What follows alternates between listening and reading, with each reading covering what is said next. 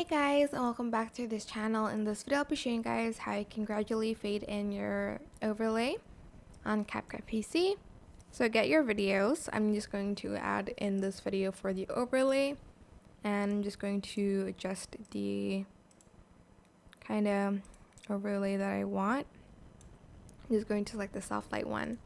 I want to gradually introduce it to the video.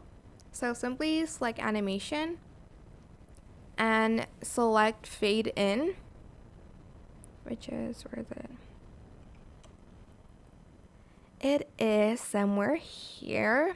Okay, add in the fade in effect. As you can see, adjust like the duration, and then once you're done, just add in the fade out effect. That is it. Super simple. I hope this tutorial was helpful for you guys.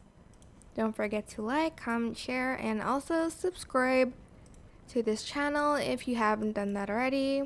If you have any questions, just leave it in the comment section down below, and I'll try my best to answer them all for you guys. And if you found this video helpful, please click the thanks button above the description box down below. Thank you so much for watching. Bye!